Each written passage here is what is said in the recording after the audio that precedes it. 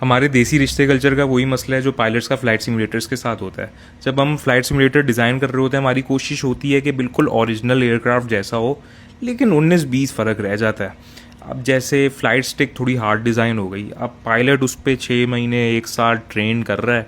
अब फिर वो जब ओरिजिनल एयरक्राफ्ट पे बैठता है, उसको पता चलता है कि उसकी पुरानी ट्रेनिंग तो गलत थी। ये उनके ओरिजिनल एयरक्राफ्ट में फ़्लाइट स्टिक नरम है, बहुत सेंसिटिव है।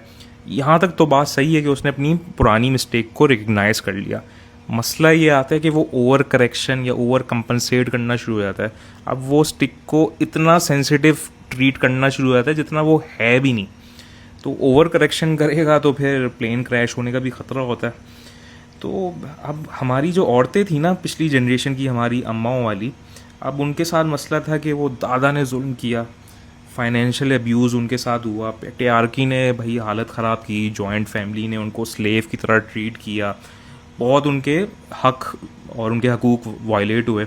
हम लोगों ने देखा, लड़कों ने, कि और सोचा कि अब हम अपनी बीवियों को ऐसा ट्रीट नहीं होने देंगे।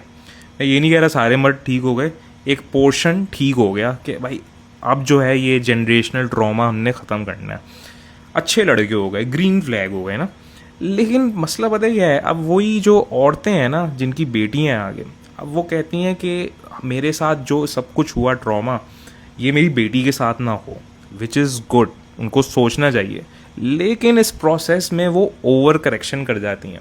अब जैसे मैंने पिछली वीडियो में बताया था कि एक खातून कॉल उठाते ही मेरा पूरा नाम पूछे बगैर ही, ना ये पूछा कि मेरा करियर क्या है, मैं क्या पढ़ रहा हूँ, मेरे फ्यूचर गोल्स क्या हैं, डायरेक्ट ही कि सैलरी क्या है, तुम रेंट अफोर्ड कर सकते हो कि नहीं, घर तुम्हारा है कि नहीं। ये मतलब 30 सेकंड के अंदर सिर्फ यही उन्होंने बातें की, पूरी 5 मिनट की कॉल के अंदर।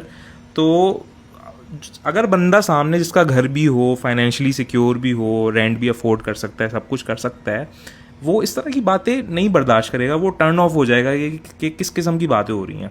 तो वो ऐसे ही घर में फिर शादी करेगा जिन पे फाइनेंशियली सिक्योर हों, फाइनेंशियल अब्यूज़ जिनके साथ ना हुआ हो, क्योंकि उनका ट्रॉमा फिर वो उस पर डंप नहीं कर रहे होंगे।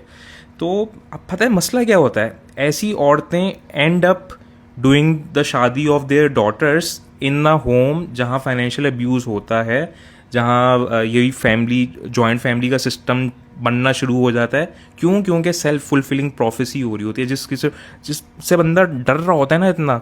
जैसे बाइक चलाते हुए बंदा खड्डा देखता है कि मैं इसके अंदर ना गिर जाऊँ, इसके अंदर ना गिर जाऊँ, रोड को नहीं देख रहा होता, खड्डे को देख रहा होता है, फिर वो खड्डे में ही गिर जाता है।